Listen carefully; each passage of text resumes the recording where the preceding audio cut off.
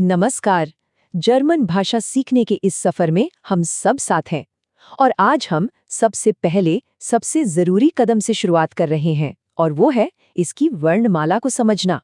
ये पूरी भाषा की नींव है, तो चलिए शुरू करते हैं। तो आगे बढ़ने से पहले एक सबसे जरूरी नियम समझ लेते हैं।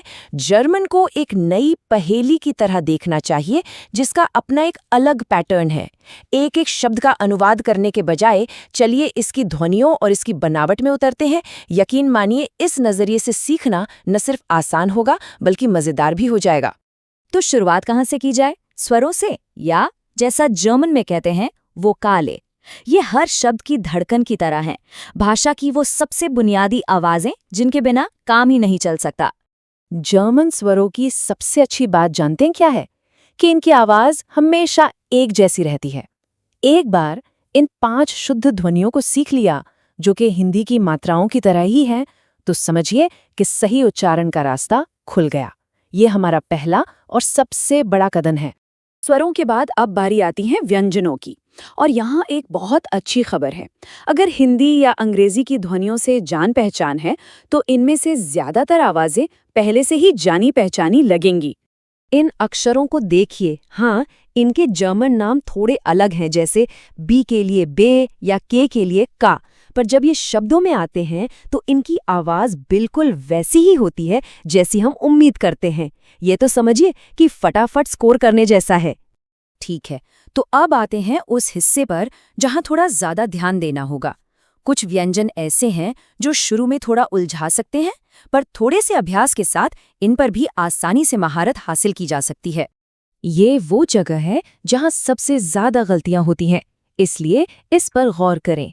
जर्मन में अक्षर वी की आवाज फ जैसी होती है और डब्ल्यू की आवाज व जैसी।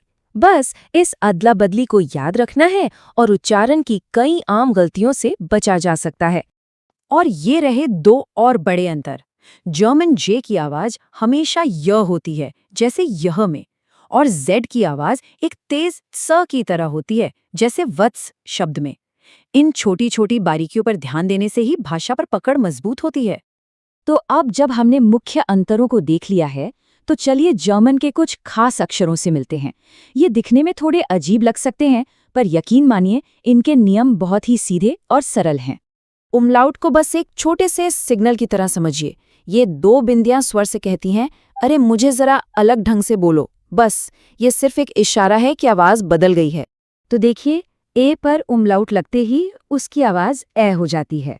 अब ओ और यू के लिए ऐसा सोचिए कि होठों को ओ या ऊ बोलने के लिए गोल किया, लेकिन आवाज ई की निकालने की कोशिश की। ये एक बहुत हल्का सा बदलाव है, पर बहुत जरूरी है। और आखिर में है एज़ेड यानी श। ये अक्षर भले ही अजीब लगे, पर ये 2 स की तेज आवाज को लिखने का एक स्टाइलिश तरीका है। जहां भी ये दिखे बस श बोलना है। कितना आसान है। बहुत बढ़िया। इन सभी चीजों के साथ अब जर्मन ध्वनियों की एक मजबूत नींव तैयार है। अब अगला कदम है इसे आदत में शामिल करना, और इसके लिए सबसे अच्छा तरीका है रोज थोड़ा थोड़ा अभ्यास करना।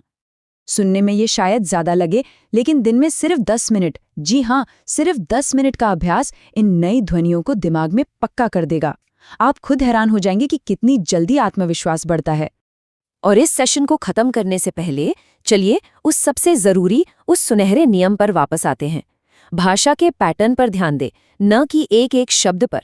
जर्मन को एक कोड की तरह सोचिए जिसे हल करना है, न कि एक लिस्ट जिसे रटना है।